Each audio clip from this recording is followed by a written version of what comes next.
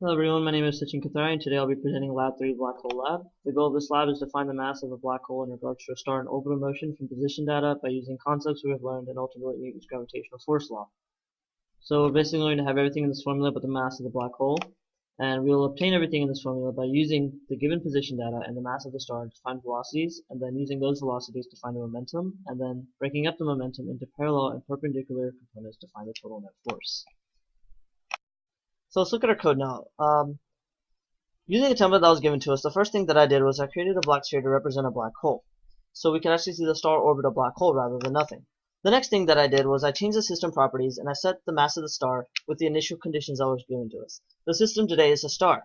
The mass of that star is 1.98 times 10 to the 30. We were also given the position of the black hole, and that was basically at the origin, or 0, 0, 0. The total time that it takes for the star to orbit the black hole once is 86,400 seconds, and that is basically 1 Earth day. For the first position point given to us in the CSV file, we set the time equal to 0 because that's basically where it starts off. Down here under imported position data, we instruct Python to import that data from the stardata.csv file and that contains the position values. We set we set the index equal to 0, so then down here when we're wanting to calculate the velocity from the data, we can start with 0 plus 1 to give us the first position, and then that way we can get the x and y components of the velocity for every single point, because the index will update every time and give us a new velocity. So now let's go to our calculation loop, and this is where much of the physics is performed.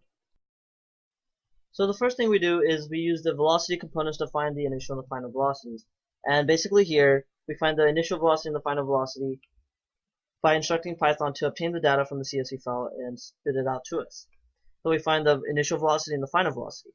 Once we get those two, we can find the initial and final momentum, because momentum is the mass times the velocity, and we know the velocity now because of this, and we were given the mass of the star as an initial condition. Here we basically say that delta V is equal to the final minus the initial velocity, and here we say the delta P is equal to the final momentum minus the initial momentum. Okay, so now here it gets a little heavy. We know that when an object moves in a circular motion, the total net force can be broken down into perpendicular and parallel components. The parallel either speeds up or slows down the object, while the perpendicular allows it to change direction. So here we set the dp dt is equal to the change in momentum with respect to time, and here we set F net is equal to dp over dt. So let's find the dp dt parallel. We do this because we know this following information.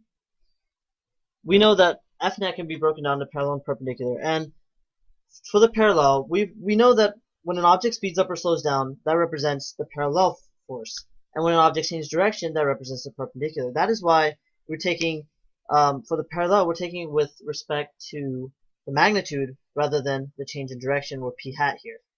So that's basically what we did here. We found the change in the magnitude with respect to time of p and multiplied it by p hat to find the parallel. And that is exactly what we do here. We find p hat, we find that magnitude, and we multiply the magnitude times p hat. Because we know dp dt now and parallel, we can find the perpendicular, because dp dt minus dp dt parallel will give you the perpendicular, because the parallel plus perpendicular equal the total. And we know that the parallel and the perpendicular both equal to the F net parallel and the perpendicular respectively. Now we have all the perpendicular and parallel components of both F net and dp dt. So let's finish the rest of the code. These next two lines are just updating the position and the velocity of the object's track. Here we have the arrow scale to show the different forces. And here we're just keeping track of time. And here we're instructing Python to go through all the points, because the initial index was 0, so plus 1, and it repeats every time it gets updated.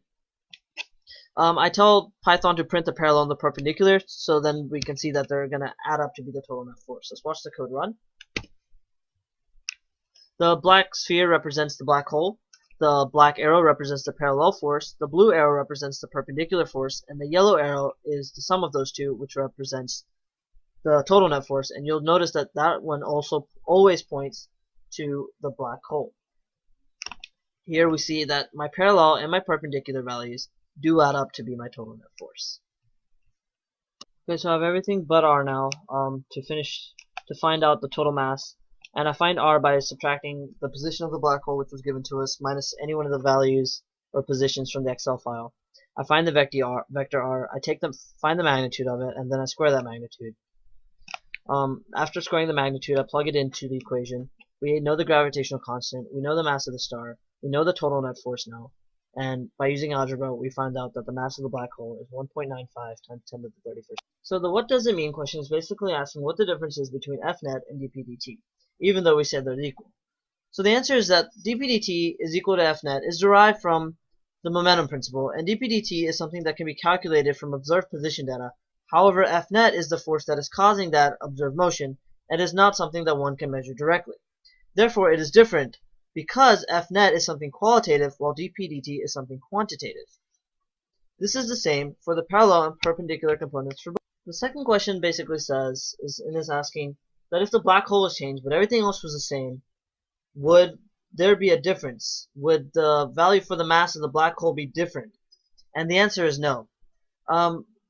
Because nothing else has changed, this means that the positions, the velocity, the momentums, everything remains the exact same for the star orbiting. Nothing has changed but the black hole. And this means that the mass would probably be the same if we changed it, because all the positions stay the same, the mass of the star remains the same, only that black hole gets changed, but if all the other values are equal, then that mass is probably equal. So the answer is no. The only way that anything could change is if the mass of the positions of the star possibly